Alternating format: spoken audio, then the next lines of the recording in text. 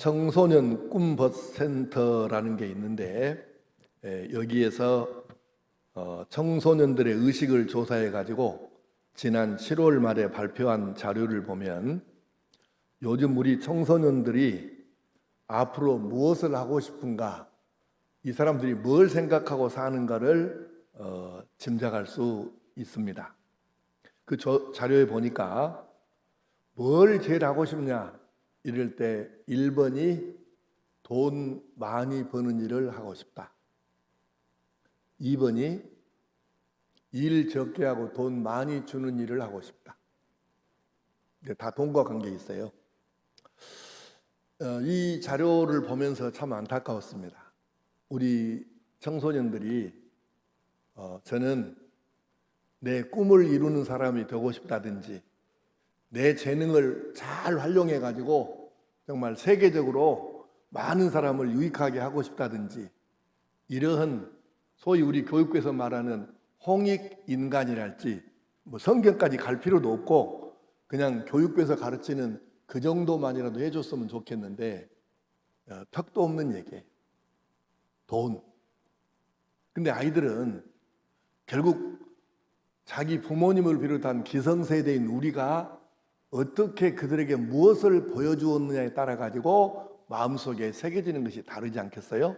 그런데 이 아이들이 기성세대인 우리들을 통해서 뭘 보고 느끼고 배웠길래 돈, 뭐 하고 싶냐? 돈 많이 버는 거. 뭐 하고 싶냐? 일은 적게 해도 돈 많이 주는 거. 이거는 정상적이라고 말할 수 없지 않겠습니까? 그래서 참 안타깝다 그 말입니다. 세상은 돈, 권력, 스펙, 쾌락과 명예, 자기 기술 이런 것을 자랑하고 삽니다.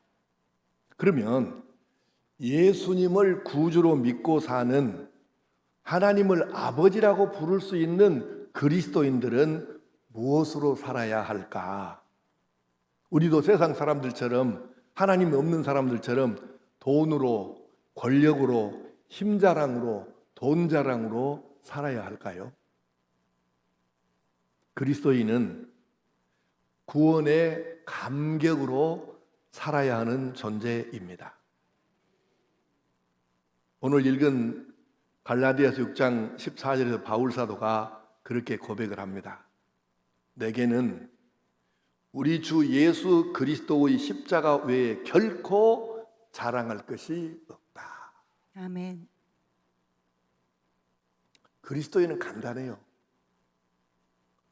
예수님께서 십자가에 못 박혀 죽으실 때에 나도 죄된 나도 거기다 못 박아서 함께 죽어버렸고 예수님 부활하실 때 새로운 나로 이제는 세상 사람들과 똑같은 세계관과 가치관과 윤리관을 가지고 돈 따라 사는 사람이 아니라 거듭났으니까 그래서 예수 그리스도를 따라가고 닮아가면서 나 같은 죄인 구원해 주신 예수님을 믿고 나를 구원해 주신 이 사실을 믿음으로 받아들일 때 오는 감격으로 그 힘과 능력으로 살아가야 하는 존재, 그것이 그리스도인입니다. 아멘. 나와 여러분은 그리스도인 것이지요. 여러분 레위기에 보면 5가지 제사 종류가 나와 있고 어떤 때에 이런 제사를 드리고 이 의미는 무엇이고 어떤 방법으로 제사를 드려야 하는지 그 5가지 제사가 나와 있어요. 간단하게 줄여서 말씀하면 물론 5가지 제사가 약간씩 다르기는 하지만 원리는 한 가지입니다. 그 원리가 뭐냐면 사람이 죄를 짓습니다. 혹시 또 우리 산돌교회는 특별한 교회니까 나는 죄 안 짓고 산다 그런 분이 있으면 손 한번 들어보세요. 아니 근다고 한 명도 없어요. 전부 죄인들만 와서 안 걷는가 보네. 아니 손을 들어봐. 나는 죄 없다니까요. 그런 사람 있으면 손 한번 들어보시라고. 나도 얼른 내려야 되겠네. 여러분 우리가 원든 원치 않든 알고 짓든 모르고 짓든 죄를 짓고 삽니다. 그런데 성경은, 하나님 말씀은 죄의 대가, 죄의 싹은 사망이라고 하십니다. 육신의 생명이 끊어지는 것도 끊어지는 거지만 육신이 죽을 때 영혼이 몸에서 빠져나가가지고, 죽음이 뭡니까? 영혼과 육신이 결합되어 있을 때 이게 사람이고, 분리되면 그걸 사람은 죽음이라고 그래요. 그런데 사람이 죽어서 영혼이 빠져나가서 이 영혼은 없어지는 것이 아니기 때문에 지옥으로 떨어진단 말이에요. 죄값으로. 그런데 사랑의 하나님께서 그걸 보고 계실 수가 없죠. 그래서 하나님께서 어쩔 수 없이 죄를 지었지만 죄를 씻어내는, 없애는 방법을 우리에게 알려주신 거예요. 그게 제사의 원 뜻입니다. 자, 김 집사가 죄를 지었어요. 안 지어야 되는데 죄를 지었어요. 그걸 알았어요. 느꼈어요. 어떻게 해요? 그래서 이제 자기 가정 형편에 따라서 송아지가 됐든 양이 됐든 염소가 됐든 더 가난하면 비둘기가 됐든 하여튼 이런 식으로 짐승을 한 마리를 가지고 가서 제사장에게 갑니다. 그래서 제사장한테 가서 얘기를 합니다. 제사장님, 제가 이러이러한 죄를 지었습니다. 그러니 이 제물을 받으시고 하나님께 제사를 드려주셔서 내 죄가 이 양에게로 가가지고 내 죄는 없어지고 양이 죄를 가지고 죽을 수 있게 그렇게 제사를 좀 드려주세요. 알았다. 그리고 이제 소위 전이 기도를 해요. 제사장이 양의 머리에다가 손을 얹고, 하나님 아버지, 김 집사가 이번에 이러이러한 죄를 지었답니다. 그런데 이렇게 제물을 가지고 와서 속죄를 원하오니 이제 이 김 집사의 죄를 이 양으로 옮겨주시고, 이 양이 제물되어 죽임을 당할 때에 김 집사가 죽은 것으로 쳐주시고 김 집사의 죄를 사하여 주옵소서. 그렇게 기도해요. 그리고 이제 제사장의 뜰에 가가지고 이제 어쨌든 양을 죽여야 되잖아요. 그래서 이제 그 날카로운 칼을 가지고 빨리 죽이기 위해서 급소를 찌릅니다. 자, 잘 들으셔요. 이때 이제 급소를 찌르면 아플까요? 안 아플까요? 아무리 짐승이라고 그렇게 대답도 안 해요. 아니, 짐승이라도 감각이 있으니까 아파요, 안 아파요? 근데 어째 인자 대답을 해? 아프죠. 그러니까 칼로 찌르면, 급소를 찌르니까 얼른 빨리 죽게 하기 위해서 급소를 찌르는데, 이때 양이 가만히 생각해 보니까 너무 감사하잖아요. 세상에 나 같은 것이 무엇이라고, 우리 주인님의 죄를 내가 대신 지고 죽을 수 있는 영광을 주셔서 너무 감사합니다. 그래가지고 양이 푹 찔러도 이렇게 죽겠습니까? 단말마라는 말이 있죠. 단말마. 단말마의 비명이 이때 나오는 거예요. 칼을 가지고 급소를 쑤시는데 어떻게 가만히 있습니까? 그래서 칼로 제사장이 쑤실 때 양이 이렇게 비명을 지르는 거예요. 그러면 양이 비명을 지를 때 양이 뭐 예측하고 있었겠어요? 비명을 지르면 이때 양이 비명을 지르는 소리를 누가 듣냐면 재물을 가지고 온 김집사가 듣는 거예요. 얼마나 놀라겠어요. 깜짝 놀래가지고 큰일 나갔다. 진짜 죄 다시는 안 지어야지. 아이고. 이렇게 하다 보니까 죄가 사함이 되는 거예요.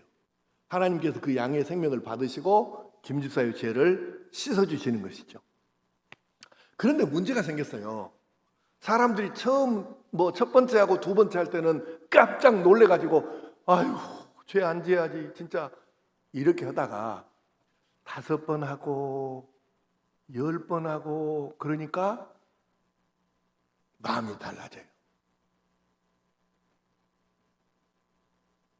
계속 하다 보니까 죄를 짓잖아요. 그럼 나중에는 어떤 생각을 하냐면 에이, 또 양 한 마리 죽었네. 에이, 양 한 마리 또 바쳐야 되겠네. 이러고는 더 이제 마음이 무디해지니까 죄를 지으면서 양 한 마리 바치면 되지 뭐. 우리 이제 가난한 사람들은 힘들지만 부자들이야 양 한 마리가 그게 별 대수겠어요? 그러니까 죄를 지으면서 양 한 마리 바치면 되지. 이러는 거예요. 질문하겠습니다. 이때 제사가 효과가 있을까요? 없을까요? 없어요. 없죠. 어떻게 제사가 효과가 있겠어요? 그러니까 그런 마음으로 제사를 드리니까 하나님께서 이사야서, 예레미야서를 비롯한 선지서에가 뭐라고 되어 있어요? 제사 그만 지내라. 내 성전 뜰만 밟지 말고 나는 너희들이 가지고 온 이 짐승 냄새, 기름 냄새에 질려버렸다. 질려버려.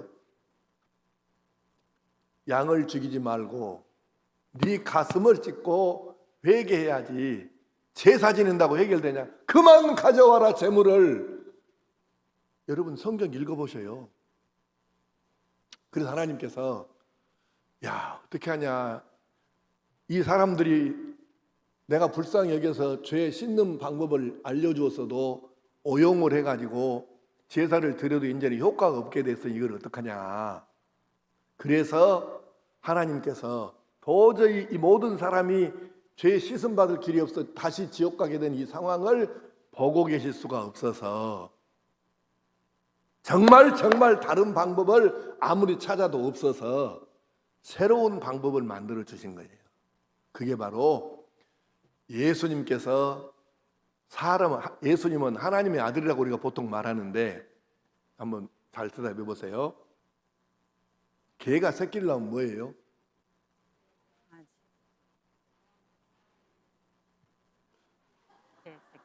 다시. 염소가 새끼를 낳으면 뭐예요? 염소.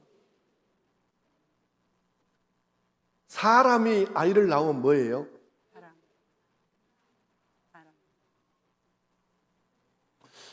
조금 늦구만. 좀 약간 이게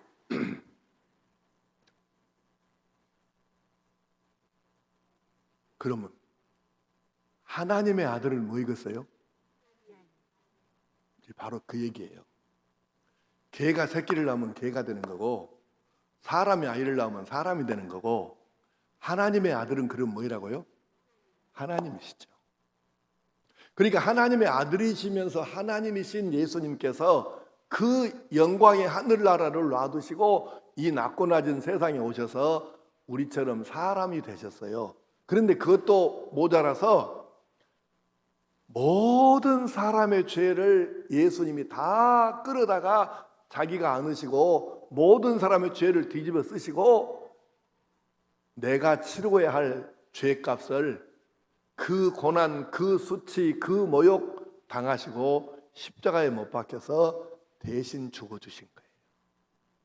자, 그런데 많은 사람들이, 그리스도인들이 이 부분에 대해서 이해가 조금 부족하기 때문에 이 부분을 조금 설명을 해드릴게요. 잘 들으셔야 해요. 우리가 기도할 때 나를 위해 십자가에 달려 돌아가신 예수님, 이런 표현을 하면서도 그냥 보통 다른 문구 사용할 때처럼 아무 느낌도 없고 두려움도 떨림도 없고 감동도 없이 그저 하는 기도는 가증스러운 기도입니다.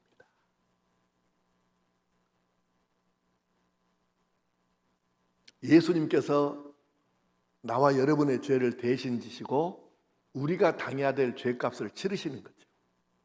사실 저는 목사지만 내가 지나온 나의 삶을 돌아보면 특히 나는 목사가 되기 전에 조폭도 조금 해봤고 큰 주류 공급회사의 섭외부장도 해봤고 죄 많이 짓고 살았습니다.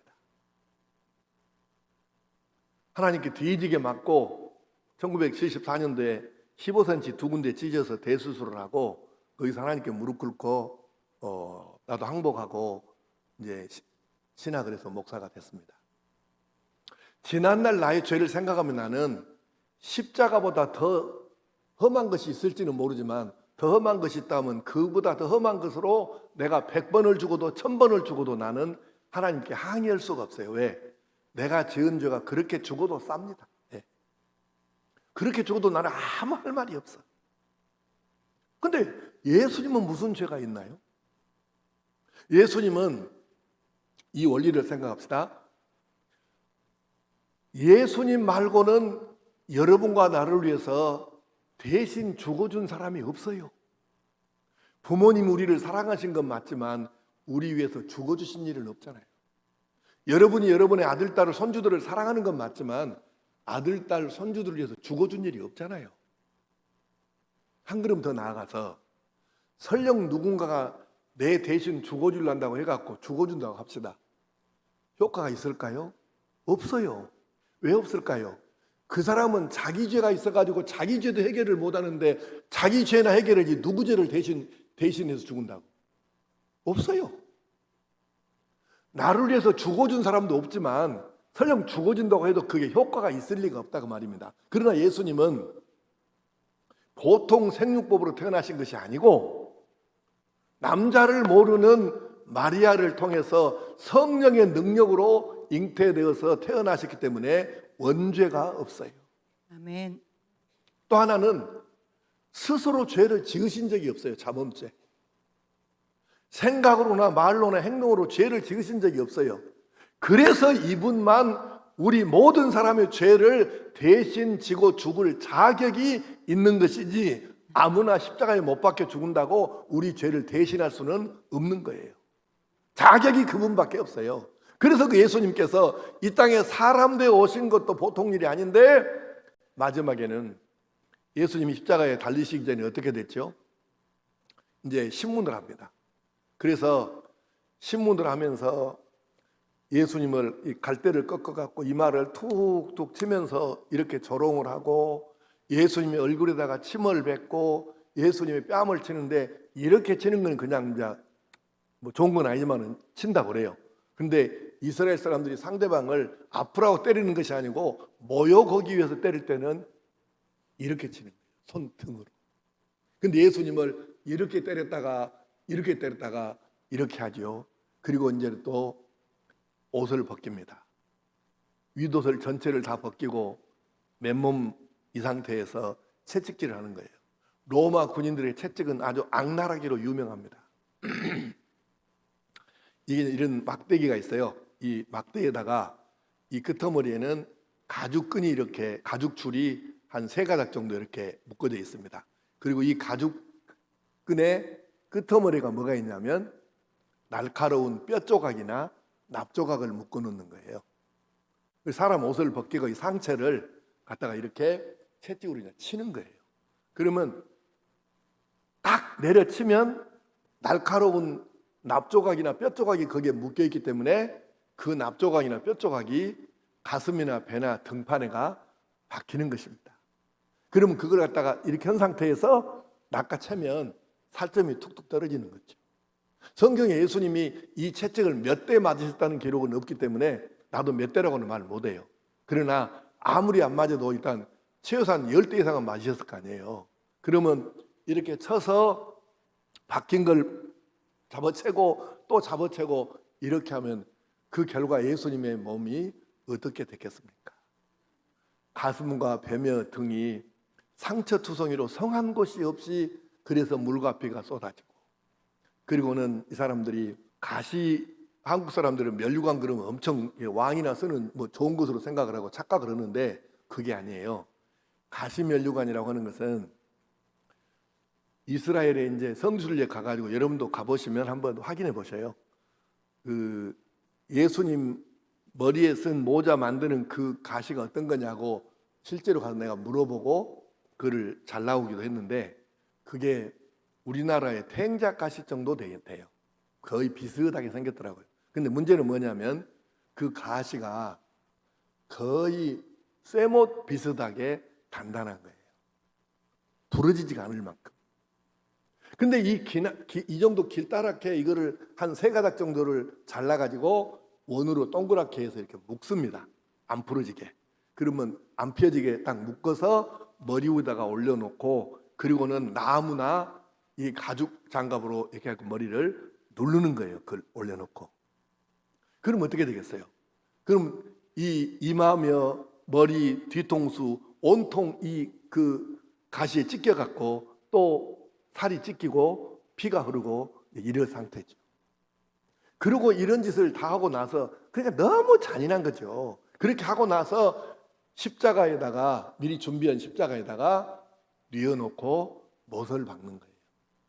어디 성화 보면 여기가 구멍 뚫린 게 있는데 그건 잘못된 거고 이제 이 몸무게 때문에 이게 찢겨 나갈까 봐서 여기다가 보통 못을 박습니다. 그렇게 해서 못을 박아서 십자가를 세우는 거예요.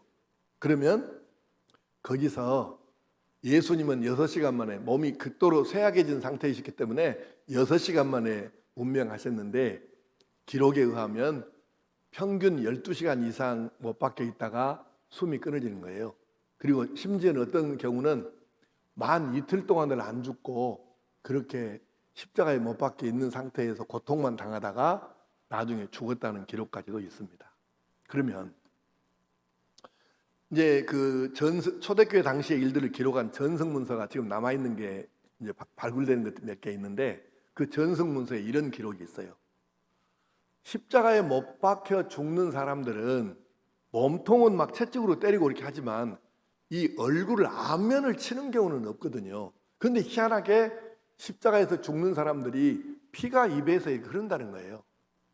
그래서 아니 얼굴을 친 적이 없는데 왜 피가 흐르냐? 그래서 궁금하니까 이제 죽은 다음에 십자가 이제 뉘어놓고 사람을 다시 이제 내려야 되잖아요. 그때에 이 입안에다가 뭘 넣어가지고 벌려서 보니까 세상에 이 입안에가 부러진 이빨이 보통 2개, 3개 막 이런 정도 입안에가 있더라는 거예요. 왜 그럴까요? 고통이 너무 심하니까. 아니 생사람을 못 박아가지고 그렇게 죽을 때까지 기다리고 놔둬버리니까 극한적인 고통이 막 10시간 이렇게 이상 가니까 사람이 너무 견디기 힘드니까 이빨을 있는 대로 힘을 주고 이 고통을 어떻게 좀 감해보려고 악물고 이렇게 버티다가 이빨이 부러지는 거예요. 예수님이 그렇게 죽으신 거예요. 나와 여러분의 죄를 대신 지고 우리 죄값을 치르시느라고 그렇게 죽어 가신 거예요. 또 하나의 특징이 있는데 십자가에서 죽는 사람들은 못 박혀 죽는 사람들은 제정신으로 못 죽는다고 합니다. 고통이 극한적인 상황에 치달았는데 이 상태가 너무 오랜 시간 지속이 되니까 이게 뒤집혀 가지고 울부짖다가 미쳐서 죽는데요. 그게 십자가 사형법입니다. 나나 여러분이 내 죄 때문에 그렇게 죽는다면 할 말이 없지만 예수님은 아무 죄도 없으신 분이 왜 그렇게 죽어야 합니까? 바로 여러분과 나를 죄 씻어주시고 구원받아서 우리의 진짜 고향, 영혼의 고향인 하늘나라로 가도록 하기 위해서 예수님께서 그렇게 내가 당할 죄값을 당하시고 그렇게 죽어주신 것입니다. 사랑하는 성도 여러분, 한번 생각해 봅시다.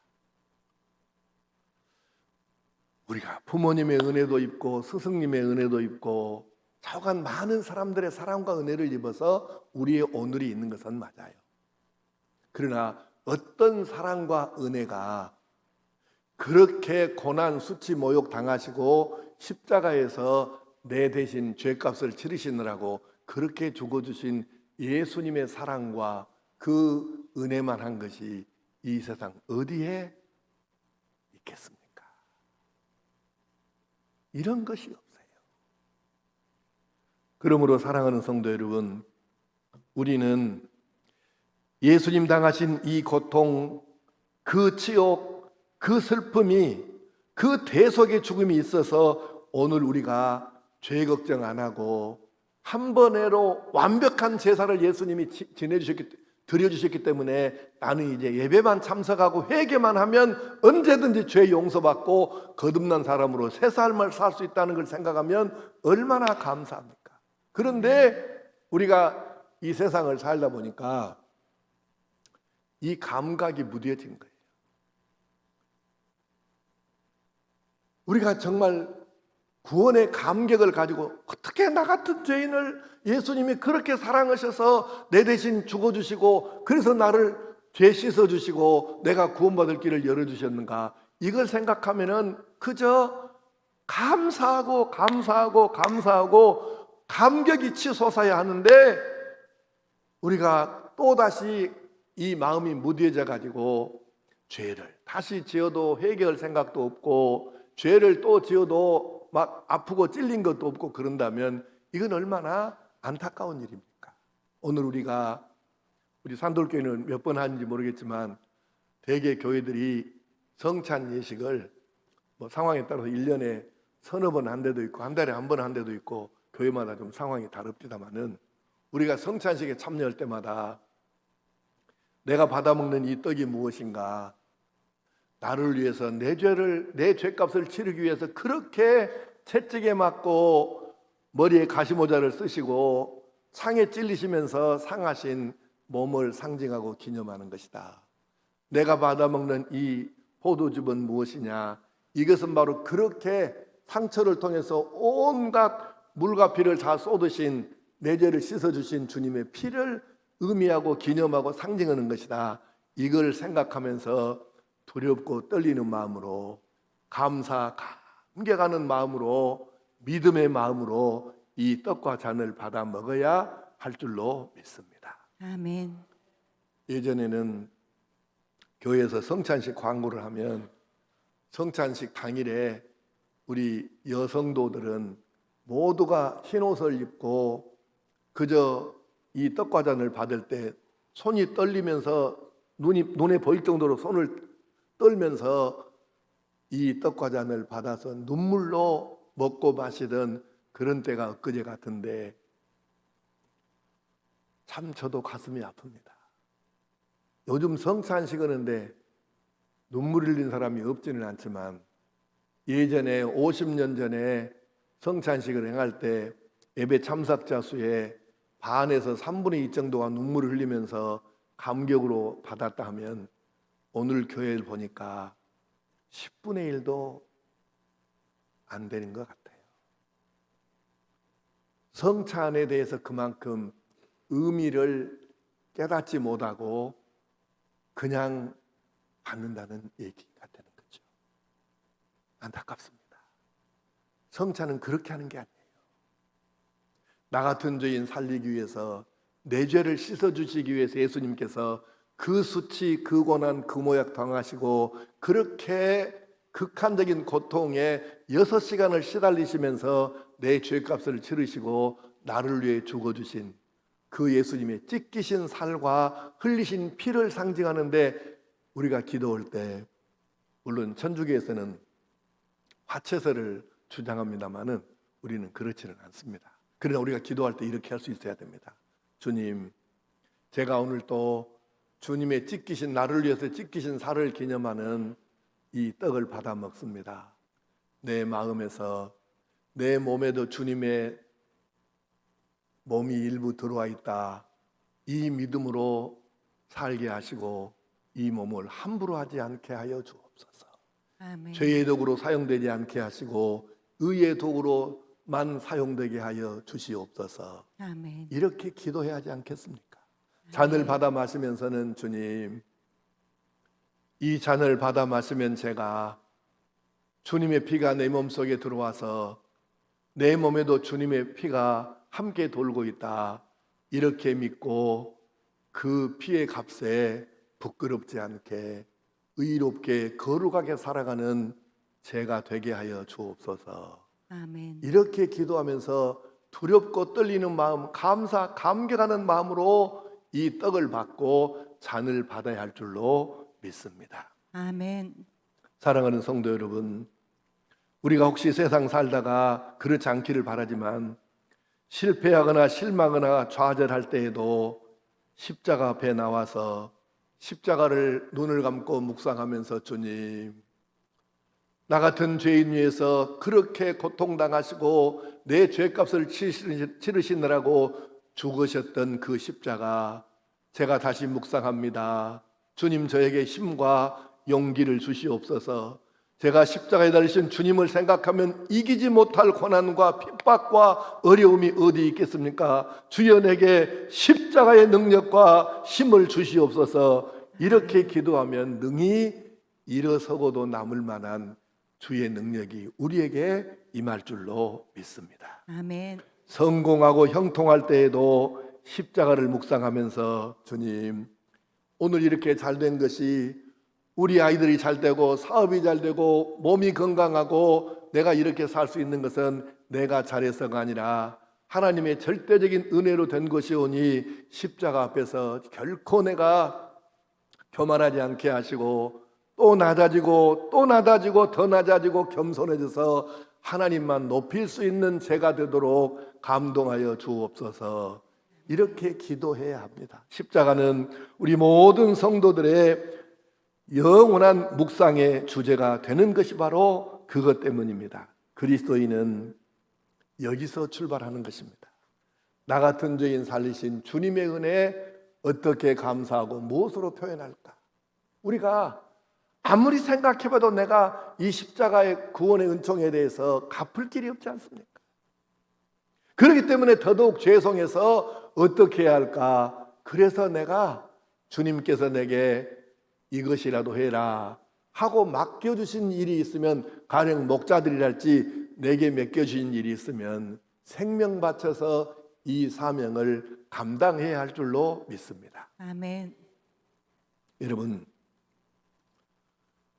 11조를 드리고 주일을 거룩하게 지키고 교회를 여러 가지 직분으로 사역으로 섬기고 이러는 것이 구원하고는 아무 상관이 없습니다.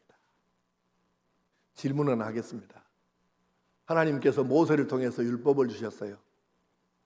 율법을 주실 때 이스라엘 백성들이 애굽에서 해방되기 전에 율법을 주셨습니까? 해방된 후에 주셨습니까? 좀 생각하고 대답하시오. 해방 전에 율법 주셨어요? 후에 주셨어요? 그렇죠. 왜 이 질문을 하냐면 이스라엘 민족의 해방을 받는 데 있어서 애굽에서 세상에 이게 사는 것입니까? 아들을 낳으면 자기 손으로 죽여야 하고 딸을 낳으면 살려도 괜찮아. 아들을 낳으면 내 손으로 죽여야 돼. 그게 사는 것이겠습니까?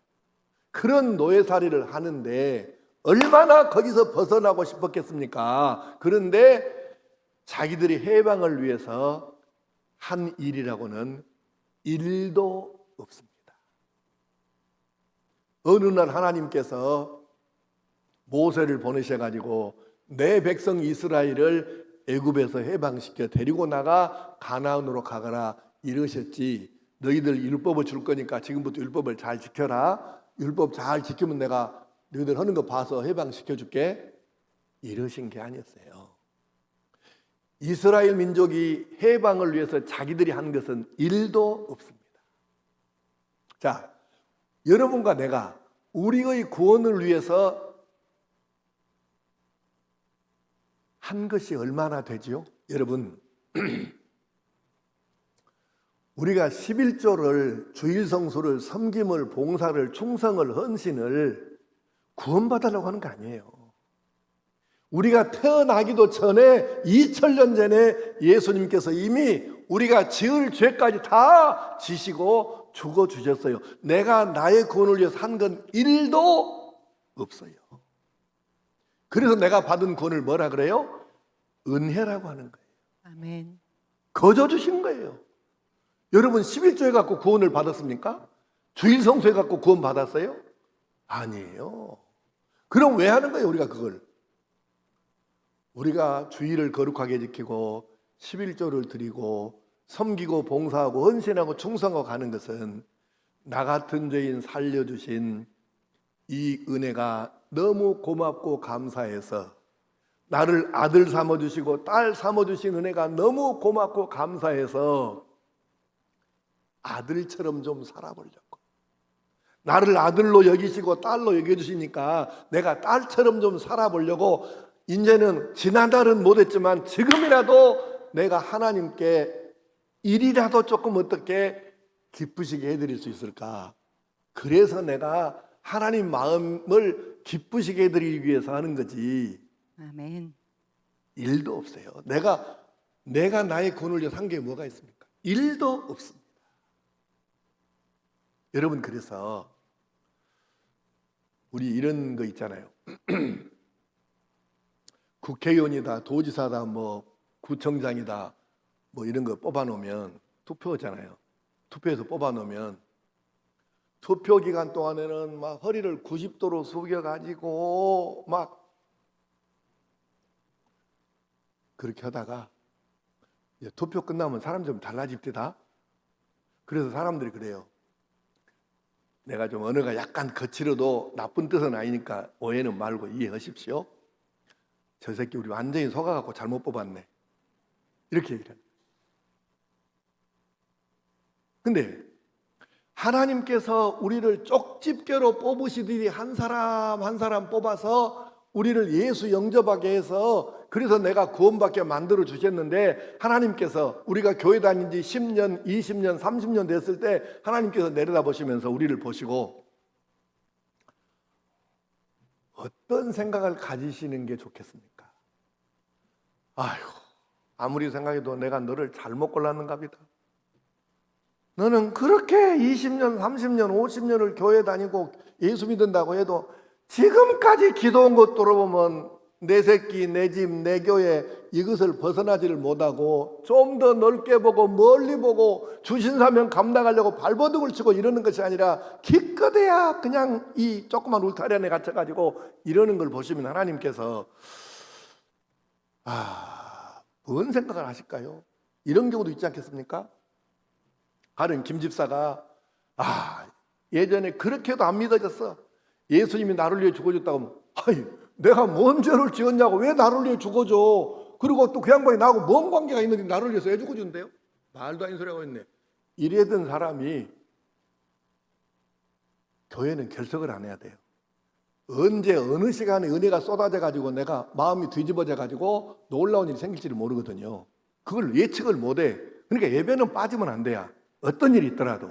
근데 그래서 어느 날 계속 교회를 나오다 보니까 어느 날 그렇게 안 믿어지던 예수님이 진짜 나를 위해서 그 고난 당하고 내 죄값을 치느라고 그렇게 죽어주셨다는 게 믿어질 때가 와요. 그러면 그때 여러분 그때의 경험을 한번 되살려 보십시오. 돌아가 보십시오. 눈물 콧물 막 쏟으면서 방바닥을 기면서 그렇게 주님 사랑합니다 하면서 고백을 하는데 그때 같으면 예수님을 위해서 죽으라고 하면 죽을 수 있죠. 그 순간에는. 내가 손 한번 들어보라고 꼭 하고 싶은데 내가 그냥 안 할게요. 지금 내가 여러분들한테 지금 나는 주님을 위해서 죽으라고 하면 필요하다면 나는 언제든지 죽을 준비가 되어 있습니다. 지금도 죽을 수 있습니다. 내가 손 한번 들어보라고 하고 싶은데 넘어갈게요. 정말 김 집사가 구원의 감격 그렇게 안 믿어지던 예수님이 믿어져 가지고 내가 주님을 사랑한다고 고백하고 그 다음부터 사람이 변합니다. 그래서 주변 사람들이 말을 해요. 아니 저 김 누구 말이야. 저 사람이 많이 변했더라. 왜 저런데? 아니 많이 변해버렸잖아. 저 달라졌잖아. 나쁜 쪽으로가 아니고 좋은 쪽으로. 저거 혹시 교회 다녀서 그런 거 아니에요? 아니 저거 좀 예수 믿은 나가더니 그래서 그런 거 아니에요? 이러면 하나님께서 그때 그 상황을 내려다보시면서 어쩌시겠습니까? 내가 너 잘 골랐다. 요새 광주에요. 광주 야구장에 가면 현수막이 이렇게 걸려 있답니다. 도영아, 네 땀 시사한다. 뭐 말인지 모르시네. 김도영이라고 야구 선수가 있는데 그 기아 타이거즈인가? 근데 엄청 야구를 잘한다가요. 그놈이 그래가지고 사람들이 지금 그 광주 사람들은 도영이 보는 재미로 이 지금 어려운 시대 상황을 도영이 때문에 겨우 지금 이기고 산대. 그게 도영아, 네 땜 시사한다. 이렇게 현수막을 붙여놨다는 거예요. 근데 하나님께서 오늘 산돌교회 성도 한 사람 한 사람을 보시면서 야야야, 내가 요새 너 보는 재미로 웃고 산다. 아멘. 이러시기를 축복합니다. 아멘. 그게 그리스도인이에요. 구원의 감격을 가지고 정말 나를 버리고 온전히 주님을 사랑하면서 제자답게 살아가는 바로 그때 하나님은 우리 때문에 웃으시고 기뻐하시고 좋아하시고 바로 그 사람에게 하나님께서 필요한 것을 넉넉하게 공급해 주시고도 남는 줄로 믿습니다. 아멘. 이제 목사님 이제 설교 끝내야 된가요? 네, 끝내라고 하시네. 4시 지금 4분이거든요. 끝낼까요? 여러분은 표현을 잘 안 하시네요. 예. 우리 교회는 의사 표시가 분명해가지고 내가 수요일 그 성경 강의를 하는데 1시간 넘게 하면 내가 어제 그만할까요? 그러면 예! 그러거든요. 근데 여기는 좀 표시를 속을 잘 모르겠어요. 네. 한 말씀만 더 하고 이제 정리하겠습니다. 그리스도인은 무엇으로 사는 존재일까? 첫째는 구원의 감격으로 사는 존재이고 두 번째는 성령 충만으로 살아야 하는 존재입니다. 아멘. 자, 충만이란 게 뭐냐? 꽉 차 있다 그 말이에요. 성령 충만 그러면 우리 심령이 성령으로 꽉 채워져 있다 그 말입니다. 그런데 지금 여기 앉아 있는 여러분이 오후 예배 오전 예배도 아니고 오후 예배에 나오실 정도면 그래도 신앙의 연조도 꽤 들어 있을 거고 나름대로 이 교회에서는 좀 헌다 하는 분들이 오후 예배 나오시겠죠. 그러면 여러분은 과연 예전에 성령이 뭐 그때가 부흥의 때가 됐든지 뭐 새벽 기도가 됐든지 교회 일반 예배가 됐든지 뭐 자기가 그냥 혼자 기도하다가 했든지 성령 충만해 가지고 막 터질 것 같은 기쁨을 경험하고 산 적이 있을 터인데 그때하고 비교해서 지금 현재 2024년 9월 8일 지금 현재 여러분이 그렇게 성령이 빵빵히 충만한 상태인가 아닌가를 한번 점검을 해보셔야 돼요. 성령이 충만한 상태에서는 못할 일도 없어요. 예. 그런데 관록은 있어. 듣고 본 것은 있으니까 관록은 있고 연조는 있는데 이미 머리로만 믿지 가슴은 식어갖고 냉랭하면 아무 일도 제대로 되는 게 없어요. 이게 문제인 거예요. 자, 질문하겠습니다. 펑크난 타이어가 있습니다. 우리 순 전라도 말로는 빵꾸난 타이어. 그럼 펑크난 타이어에는 공기가 있을까요? 없을까요?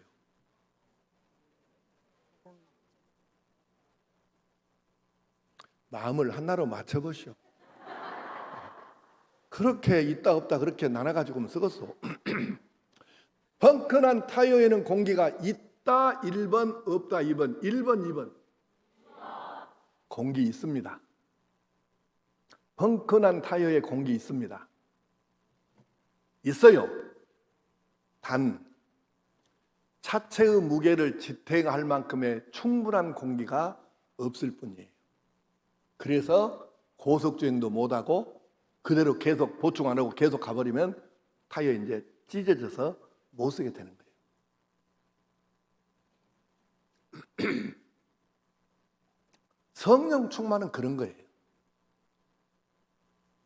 성령으로 아니하고는 누구도 예수님을 구주라고 고백할 수 없기 때문에 우리가 예수님을 구주로 영접한 사람들은 성령이 우리 안에 계신 것은 맞습니다. 아멘. 아멘? 아멘. 맞아요.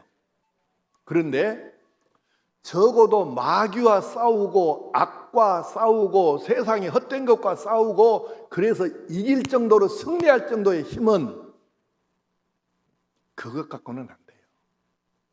성령이 충만해 있는 상태에서만 악과도 싸워 이길 수 있고 마귀와도 싸워 이길 수 있는데 아멘. 충만하지 못하고 조금 들어있는 이 상황 가지고는 그냥 체면 때문에 들어와 버리고 자존심 때문에 그냥 꺾어져 버리고 남에게 싸우기 싫으니까 그냥 들어가 버리고 싸울 수가 없어. 그래서 성령 충만해야 되는데 아무리 지난날 성령이 충만한 사람도 세월이 지나면 빠져요. 제가 외국에 나가서 석 달을 있다 왔더니 아무렇지도 않은 내 차에, 내가 타고 다니는 차에 바람이 빠져 있어요. 그래서 뭐 방금 났다니 누가 타도 안 했을 거인데 왜 이러지?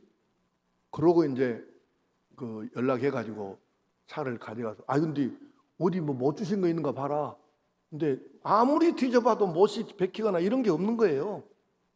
근데 왜 타이어가 공격이 없다냐? 그랬더니 타이어 수리하는 우리 집사님이 그래요. 목사님, 석 달이나 밖에 나가서 오셨는데 바람이 빠져야 정상이지 안 빠지면 정상이었습니까? 그것도 모르요?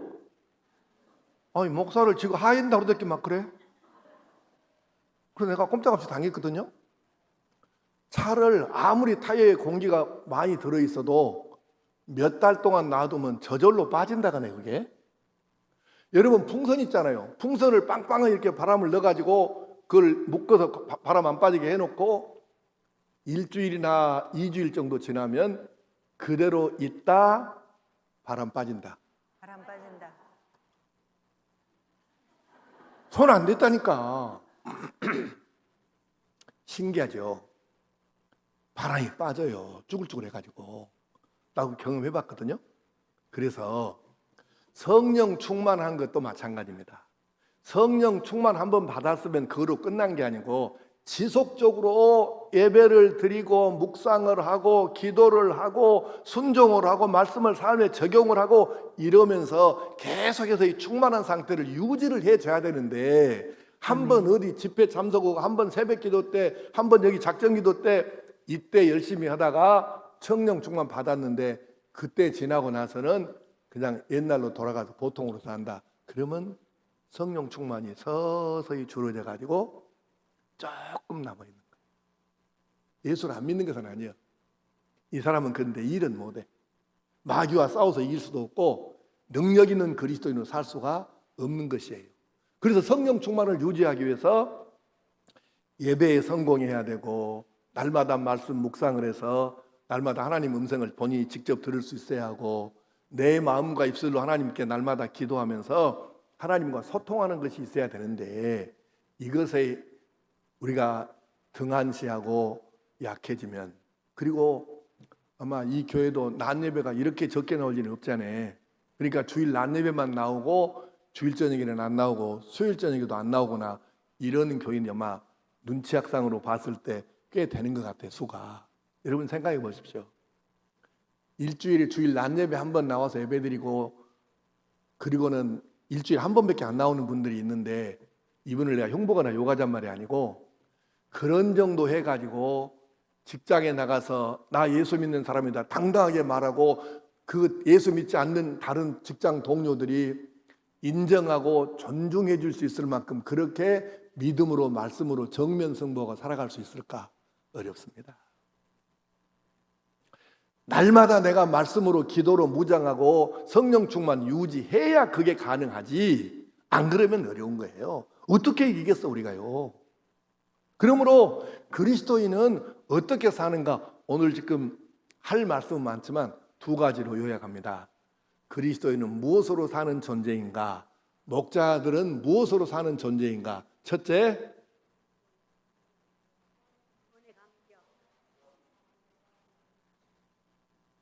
탈북민이에요. 말귀를 못 알아듣구만. 첫째, 구원의 감격이 살아있어야 합니다. 아멘. 이것 없으면 제가 성경 주석이 책장으로 큰 책장 7단 책장에다가 4개 있습니다. 이게 엄청난 양이에요. 그래서 세계적인 사람들 학자들의 성경 주석을 웬만한 주석은 내가 다 가지고 있는데 놀라운 사실. 히브리어나 헬라어나 라틴어나 이런 걸 전공해가지고 성경 주석을 쓸 정도면 대단한 학자입니다. 근데요, 잘 기억하세요. 성경 주석 쓴 사람들 가운데에 예수님을 구주로 믿지 않는 사람도 있습니다. 뭐 하는 짓입니까, 그게? 주석을 쓰면 뭐다고 박사기가 몇 개 있으면 뭐 하겠어요?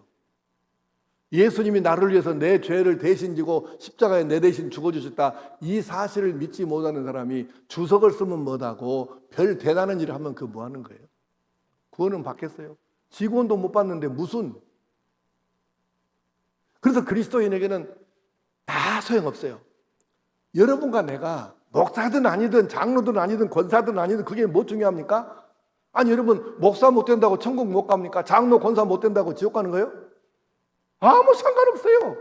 중요한 것은 내가 직분이 뭐냐가 아니라 내가 정말 나 같은 죄인 위해서 예수님이 그렇게 내 죄값 치르시느라고 십자가에 죽어주셨다, 이것을 내 죄 때문에 내 죄를 씻어주시려고, 내가 천국 가게 하시려고 그렇게 하셨다는 이 사실을 믿음으로 받아들이고, 그래서 이것만 생각하면 나도 모르게 눈시울이 뜨거워지고 가슴이 뜨거워지고 눈물이 흐를 정도의 감격이 있어야 하루하루 사는 것이 기쁨이고 감사고 은혜가 되는 줄로 믿습니다. 아멘.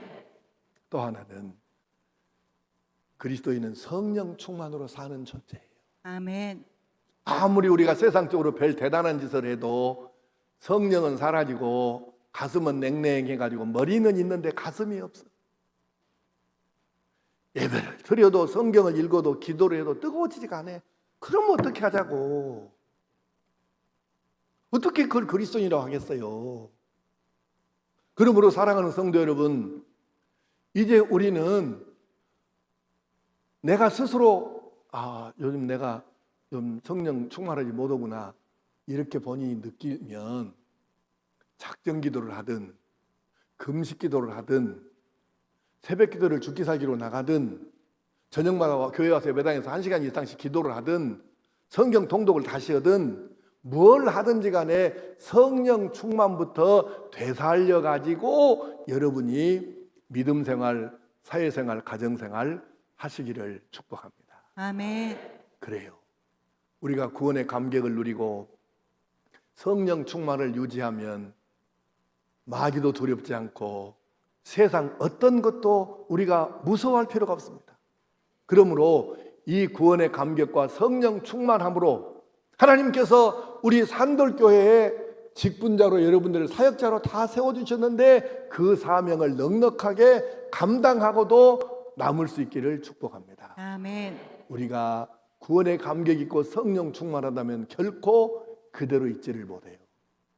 어떻게 해야 내가 하나님의 기쁨이 될 수 있을까? 어떻게 해야 내가 하나님을 조금이라도 더 기쁘시게 해드릴 수 있을까? 이걸 생각하면서 충성하고 헌신하지, 구원의 감격 있고 성령 충만한데 아무것도 안 하고 예배만 왔다 갔다 하고 교회에서 하는 일이 없이 뒷짐지고 있는, 어떻게 그게 가능하겠습니까? 구원의 감격이 없고 성령 충만이 없는 사람들은, 그런 교인들은 아무리 교회에서 일을 시켜도 잘하기가 어려워요. 감격이 없고 감사한 마음이 없는데 어떻게 그게 감당이 되겠습니까? 그러므로 구원의 감격과 성령 충만을 가지고 여러분들이 하나님께서 세우신 산돌교회, 또 그 교회의 사역자 일꾼으로 세우신 우리 여러 모든 목자들을 비롯한 모든 성도들이 하나님의 기쁨되어 살고 이 땅에서 그렇게 기쁨되어 살기 때문에 언젠가 우리가 하늘나라 갈 터인데, 거기 가면, 하늘나라 가면 여러분에게 주실 상이 넉넉해서 그 면류관 받아 쓰고 상급을 받아서 하나님께 다시 영광 돌리고 영원토록 기쁨과 감사함으로 찬송하며 사는 은혜가 우리 모두에게 있게 되기를 간절히 축복합니다.